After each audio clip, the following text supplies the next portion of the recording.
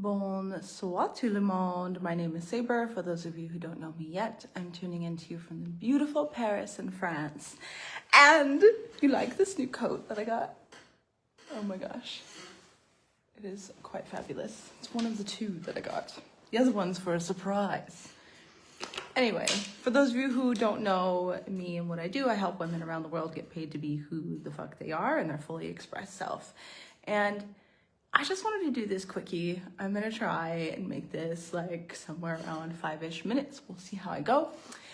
But I really wanted to just share about my personal beliefs. Whether people agree with it or not, I don't really care.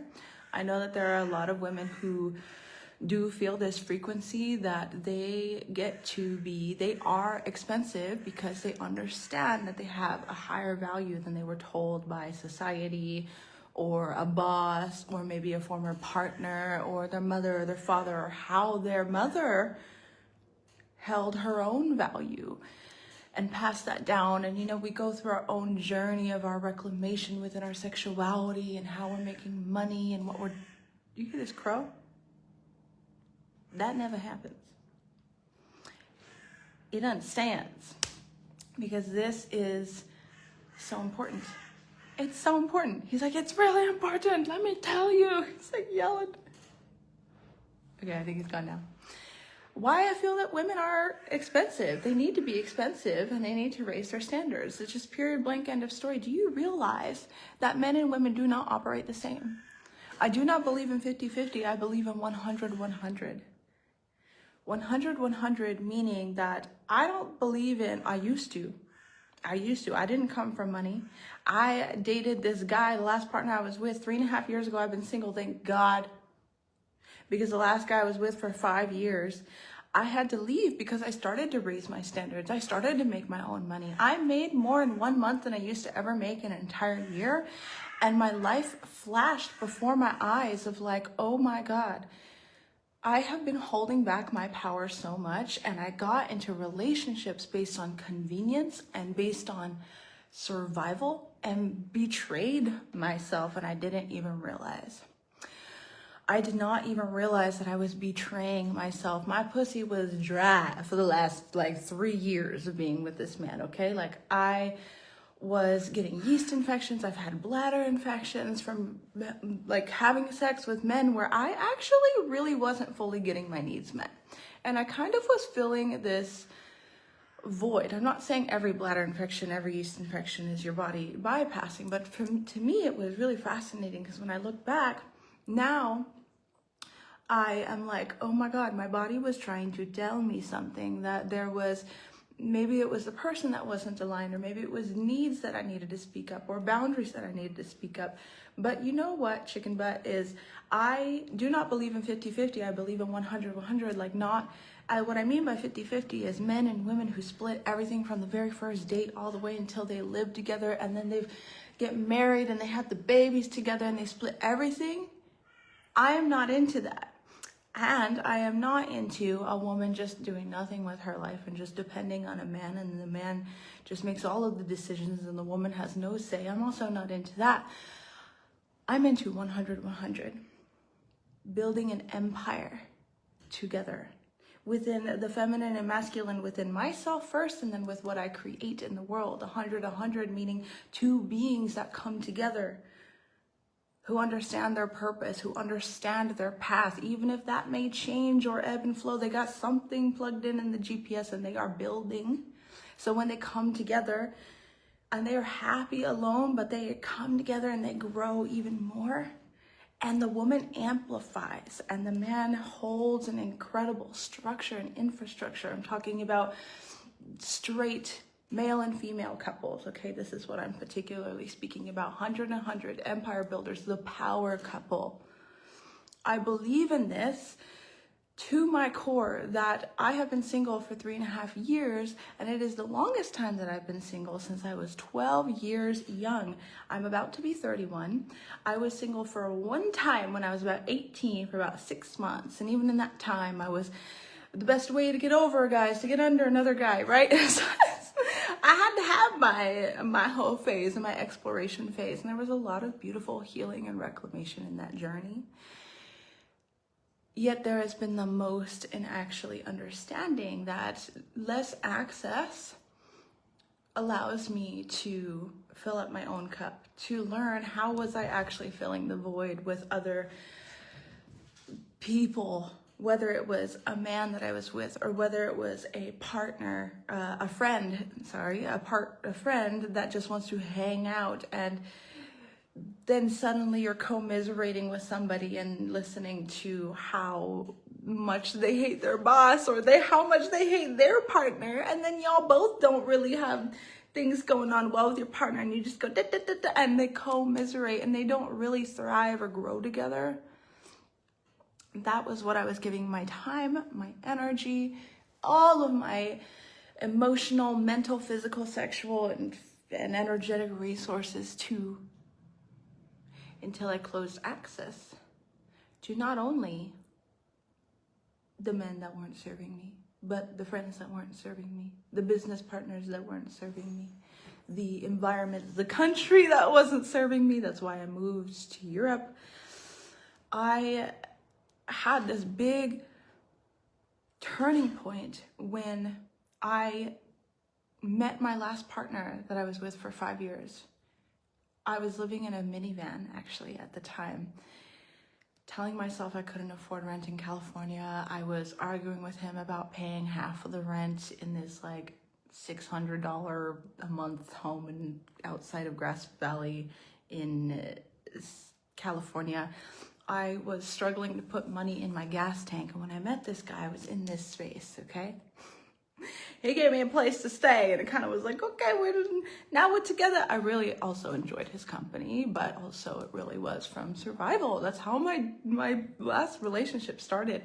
And even when I think back of other relationships, it really was like, it was out of convenience or filling some kind of void, and the foundation wasn't really right. And I would have sex with them right away, and we would just kind of get intertangled. I never made any man like court me or work for me or show up for me in a way that allowed me to really be treated like a lady.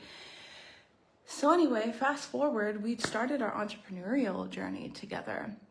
And at the time I started vending my art at festivals, handmade art, performance art. I had my toes dipped in on a lot of things like body work, energy work, body paint, performing, making the costumes, wearing the costumes, modeling, taking the photos.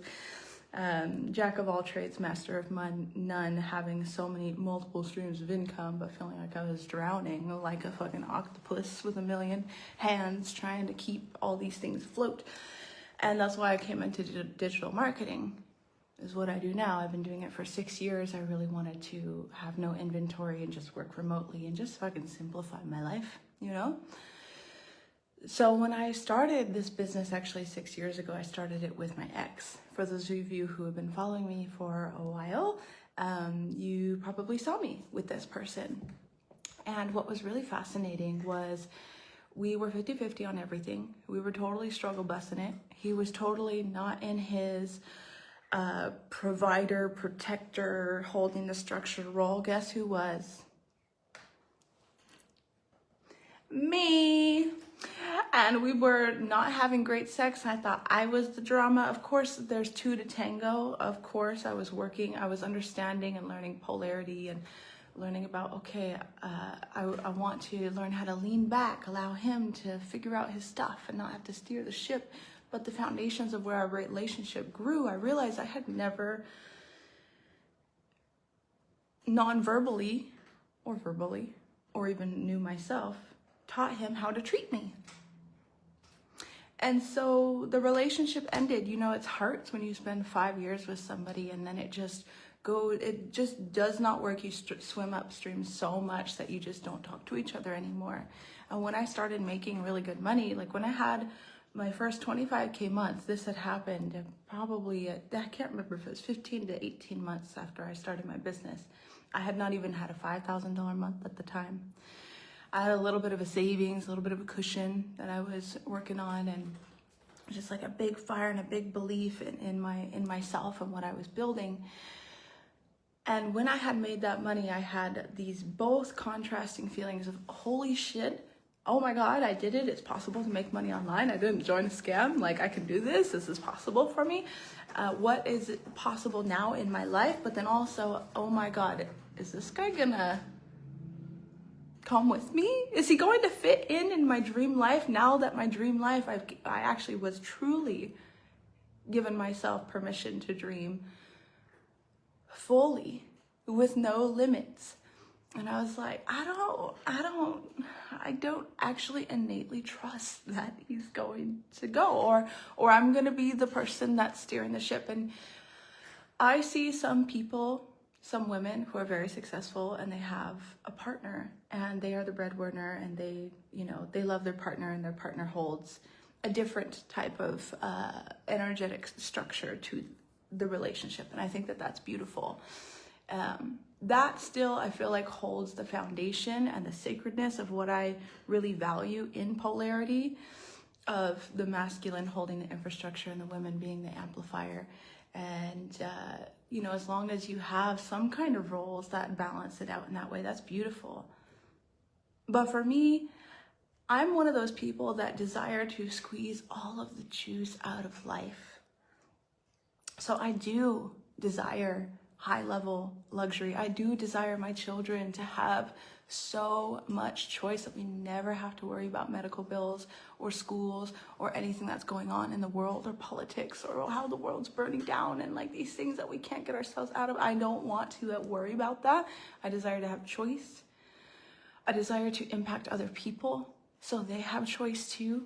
And this is something that is so innately important to me, that I know that I need to have a 100-100 relationship with the polarity that exists within.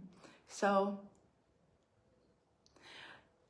what I desire and what I wanted to share for this, for other women who may feel that they have this desire too, is like, I know that I deserve so much because I bring so much to the table. And even though I can absolutely contribute financially, I never want to be dependent on a man, but I desire to continue to be pampered and spoiled and taken on incredible trips.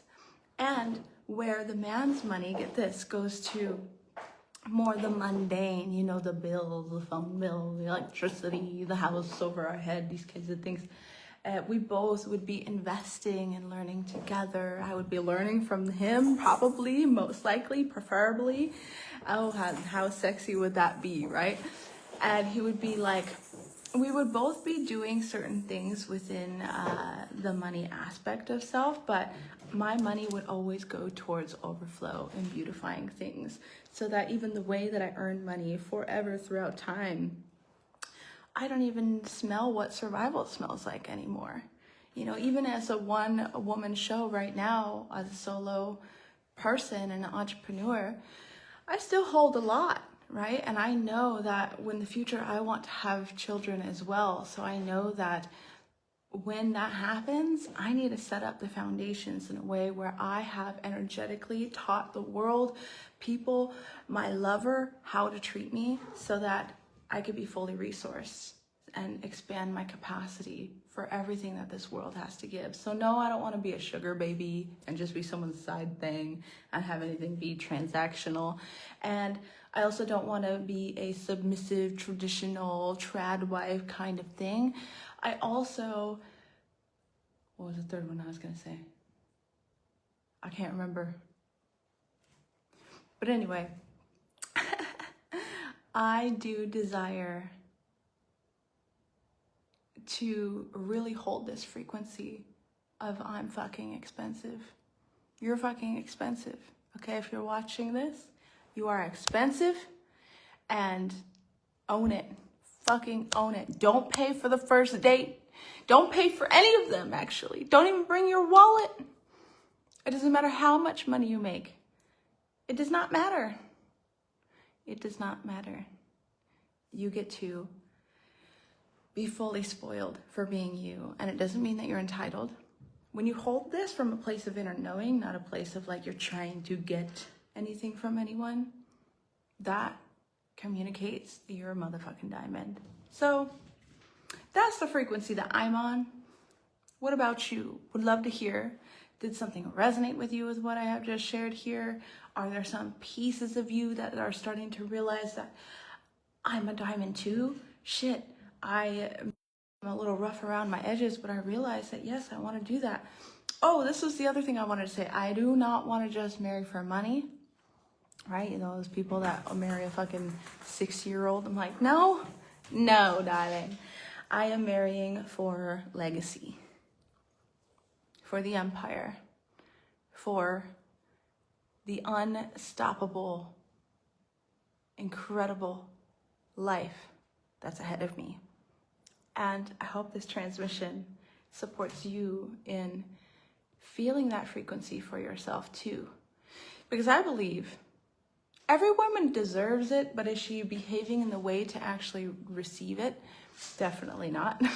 I'm still learning, but definitely I've been clearing a lot of leaky energy in money, in sexuality, in my mind, and what I do with my time and my energy, that is really refining and sort of creating the facets of this diamond life that I'm creating.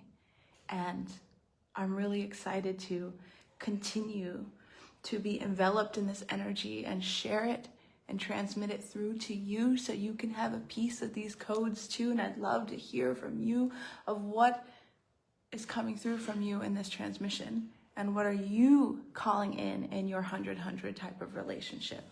Love to hear below, and my inbox is always open if you've got any questions around these desires.